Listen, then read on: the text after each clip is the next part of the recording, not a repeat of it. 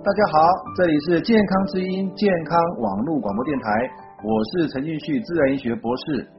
这个节目是由我在美国加州矽谷向全球华人广播，目的在传播正确的健康知识，让大家能够享有健康幸福人生。这个节目播出时间是美国太平洋时间每周五下午6点，夏令时间每周五下午7点。换算成台湾的时间是每周六上午10点，每次节目长度大约1个小时，前面30分钟是即时广播，后面30分钟开放听众现场call in。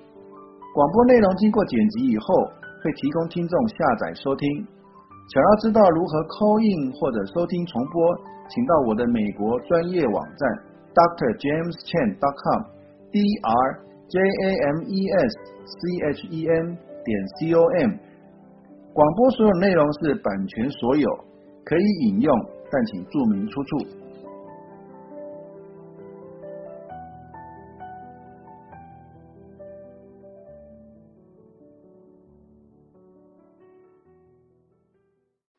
好，大家好，这里是健康之音健康的网络广播电台，我是陈俊旭自然医学博士。今天是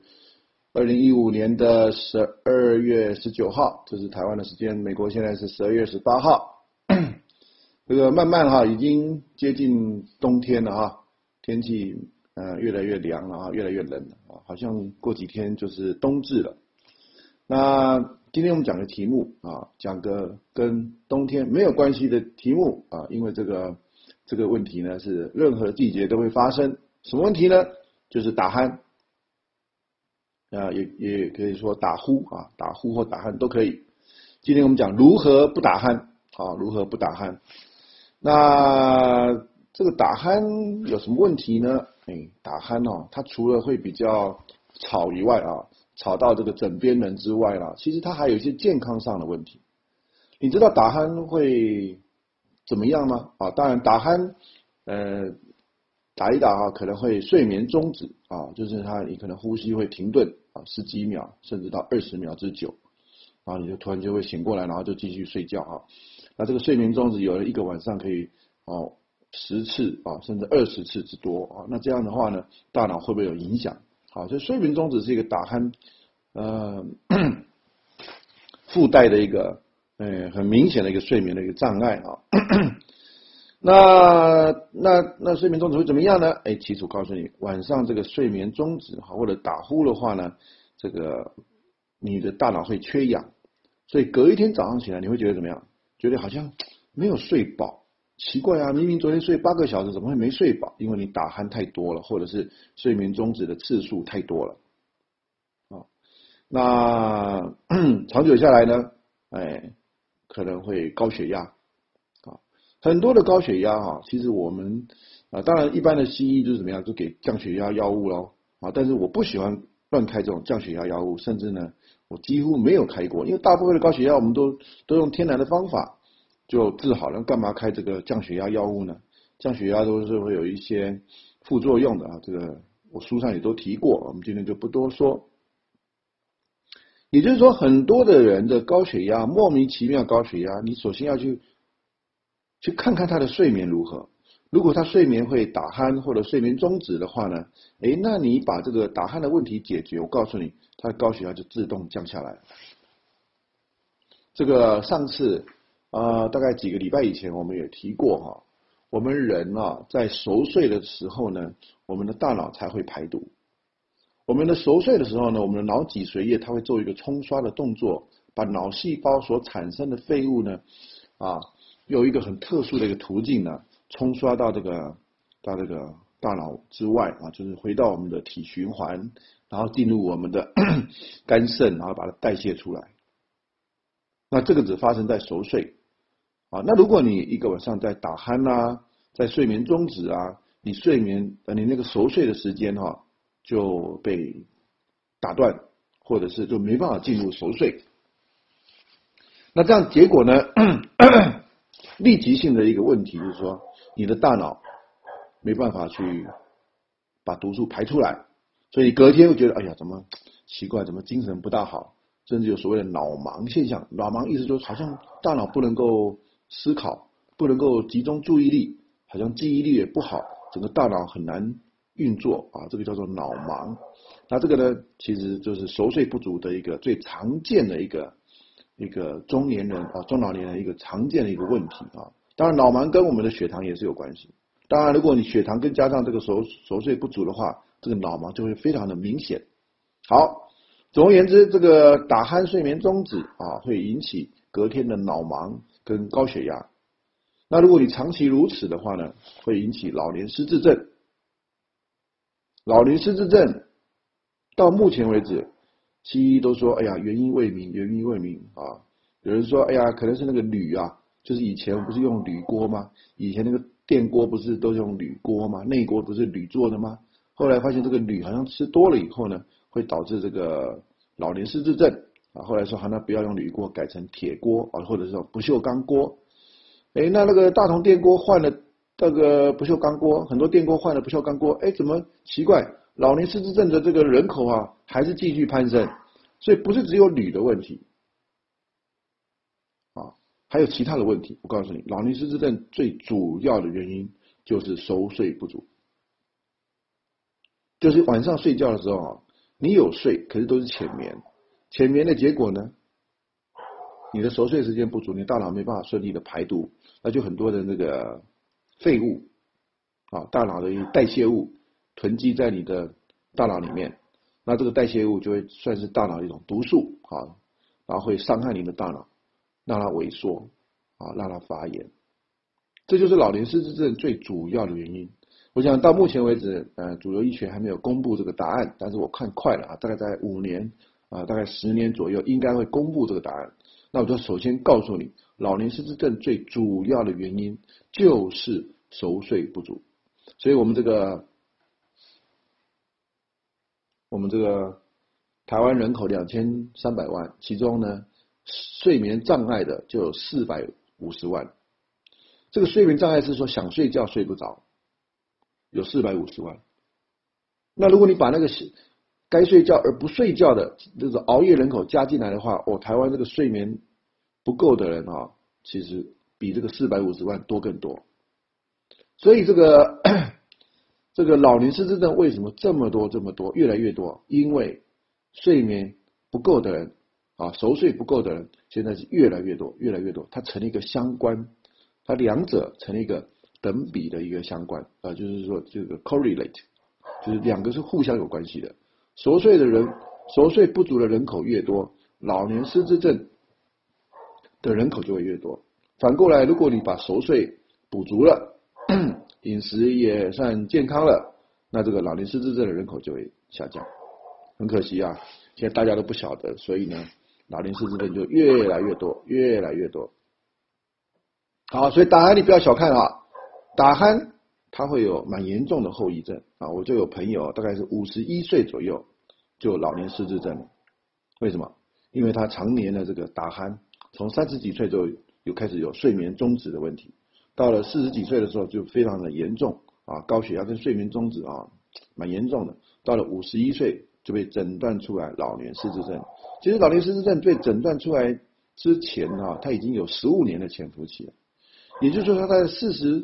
大概30几岁38、9岁的时候，其实就已经有老年失智症的开始的现象。可是呢，一般人没办法察觉，大概要15年之后才会并发哈，所以进入第2阶段啊。第1阶段是没办法察觉的，进入到第2阶段呢，医生就会给你诊断老年失智症。那这样就太晚了吧，对不对？你就早一点嘛，早一点搞清楚。人为什么会打鼾呢？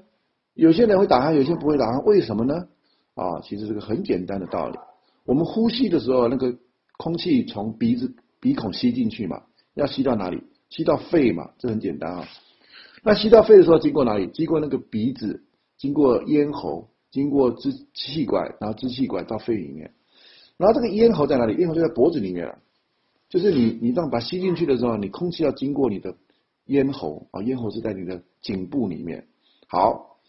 那有一些人咽喉里面的那个肌肉啊比较松垮，所以你知道什么叫松垮？你有没有听过蝴蝶袖啊？就是有些人啊，女孩子啊不运动啊，那也没什么肌肉，然后就还吃一些零食，结果呢，他那个上臂那个手臂啊，就这样软绵绵的，然后呢有一点点小小的肥肉，那没什么肌肉，然后这样甩一甩，还有一些蝴蝶袖那这个是什么意思？表示说他肌肉太少，肥肉太多简单来说就是赘肉了，他身上的赘肉太多。那这个是在蝴蝶袖，是在你的上臂看得到的。那你想想看，如果你是在你的咽喉里面，咽喉就是你那个鼻子里面那个喉咙那个嘴巴里面跟咽喉跟鼻子后面那个部位，那个叫咽喉。如果那边的肌肉很松垮的话，那睡觉的时候会怎么样？它就可能会塌陷尤其是你用一般的枕头，一般的枕头是怎么样？把你的头顶起来。那我们睡觉的时候呢，头部被顶起来了，我们的颈部呢就变成弯曲的。那这个时候你那个咽喉的肌肉如果是松垮的话呢，糟糕了，它就那个气道就狭窄。也就是说因为你肌肉很松垮嘛，那你你又把你的脖子打弯，打弯以后呢，空气进来的时候呢，不就弯，然后就会有点那个堵塞吗？那这个时候呢，你就会打鼾。所以打鼾的时候呢，有所谓的鼻音跟喉音那个喉音的如果是鼻音的话呢，是鼻子的问题，比如说鼻中隔弯曲鼻窦炎鼻甲肥大等等的那种鼻子鼻孔里面这个气道堵塞狭窄这是鼻音不过大部分的打呼都是喉音居多啦。喉音就是说在咽喉里面发出来的声音。那这个就是什么来的？就是你咽喉里面肌肉太少了，然后赘肉太多，松松垮垮。你们看人家那个有那种双下巴，还有整个脸呢垂下来，有没有？这个年纪大了，有些人那个整个脸上的那个肥肉比较多那这个会垂下来。那你看这就是赘肉那这些赘肉如果发生在你的咽喉的话呢当然很多人的赘肉长在你的腰跟腹。腰你的腰洗澡的时候一看到一堆赘肉那这个就是肥肉了我们真正的肌肉是比较有弹性的，或者说比较有所谓的张力的那这样子当然你在常运动的人，那个肌肉张力会比较高，所以肌肉就很结实就像土鸡一样。你有吃过鸡肉的话，你吃过那种现在说的鸡肉是鸡鸭鹅那个鸡啦。那个 chicken 吃过鸡肉的人你都知道说那个鸡有那个放山鸡吃起来比较 Q 比较弹比较好吃。那个饲料鸡每天就喂在它的小笼子里面，那个饲料鸡吃起来肉就软趴趴的。我们人也是一样，如果你常常运动，你的肌肉比较结实，就很有弹性，不会松垮。如果你不运动，肌肉会松垮，甚至会萎缩甚至长很多肥肉肌肉越少，肥肉你自然就会越多。反过来，你身上的肌肉我现在说的肌肉是 muscle 是你的那个用力的时候那个肌肉不是那个吃鸡鸭鱼肉那个肌肉你的身上的肌肉如果比较多的时候呢，你的肥肉自然会比较少这个是一个很奇怪，这是一个消长这是一个跷跷板。你肌肉多你的肌肉多，肥肉就少；你的肌肉少，肥肉就多，就是这样子所以呢，要减肥要瘦身最重要的就是要把你肌肉怎么样，把它训练起来。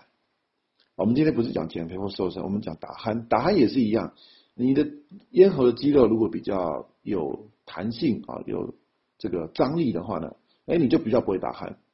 那怎么去训练呢？非常难，非常非常难所以为什么会打鼾我们先讲一下为什么打鼾，就是你的肌肉松垮，咽喉的部位的肌肉松垮，加上你睡觉的时候，你把你的枕头垫太高了啦。不是，应该都说绝大部分99%的人睡的枕头都不对，都不对都是把你的头顶起来，然后让你的脖子弯曲。那这样的结果呢，肌肉松垮的人他就会打鼾。那这个时候你去给睡眠专科的医生做检查，他给你带那个什么那个侦测器你去医院里面睡觉看看你一个晚上的睡眠中止几次然后呢叫你回家用一个睡眠辅助器帮助你睡眠，避免你打呼那个我是自己没有试过啦，但是呢我是觉得听到就很麻烦啊。我自己打呼打了几十年啊，都还没有去试过呢。不过我3年前就不打呼了啊，3年前就几乎一个晚上下来几乎不打呼了啊，除非我去住旅馆住旅馆用旅馆的枕头就打呼，但是如果我特殊的枕头我就不打呼。我那个枕头非常特别。我们现在讲如何治疗打鼾刚才提到说，打鼾会引起什么样的后遗症？我们也稍微解释了一下为什么人会打鼾其实不止人小狗也会打鼾为什么会打鼾我就把那个解剖上的一个构造跟大家说过了这个物理的这个原理跟大家说了，就是说它的气道狭窄、气道塌陷，然后气道弯曲狭窄就是这样引起打鼾。那怎么治疗呢？当然一般的睡眠专科医生有他很高规格的一些睡眠的这个打鼾的治疗器但是好像我觉得蛮麻烦的我自己用的一个方法非常简单，非常非常简单，就是换一个枕头。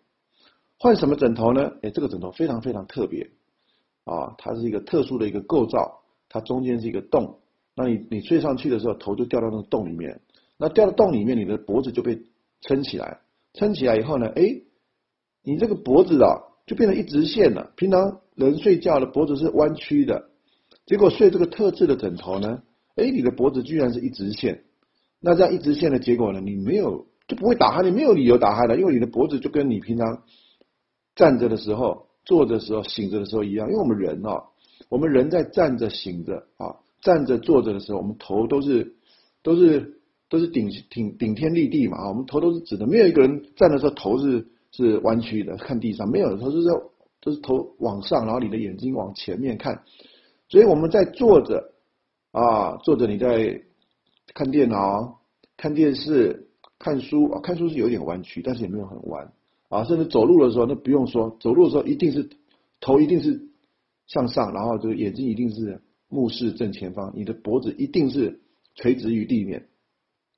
一定是一直线不用怀疑。我们人在走路的时候，你的脖子绝对是一直线。那你有没有看过有人走路的时候打鼾？不会嘛？为什么？因为你脖子一直线就不会打鼾嘛。我想这是一个小学1年级都可以懂的道理。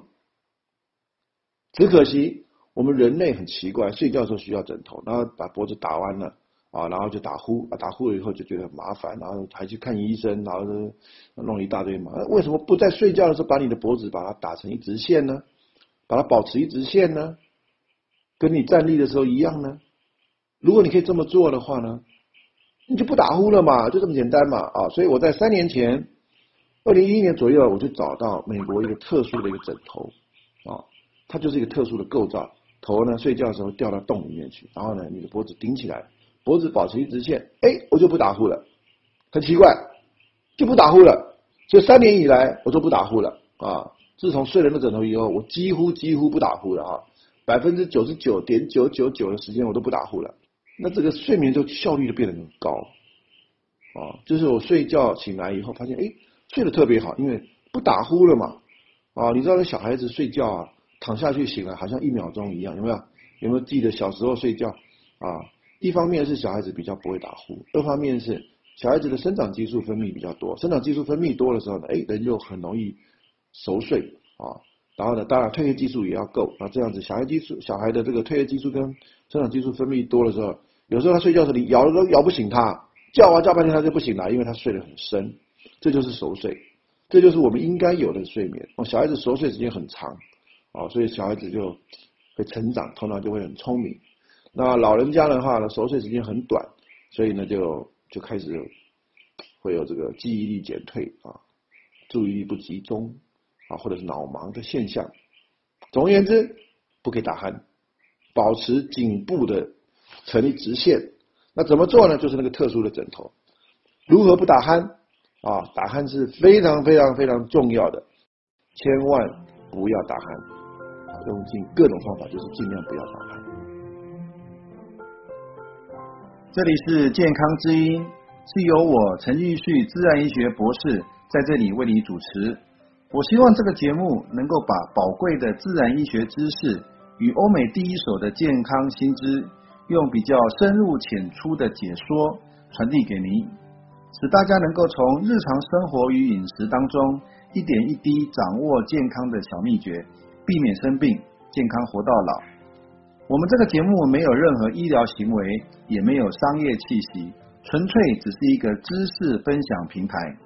我虽然在美国领有正式的自然医学医师执照，可以合法诊断与治疗病人，但是我们在节目中所提供的知识并不能取代你的医生给你的治疗计划。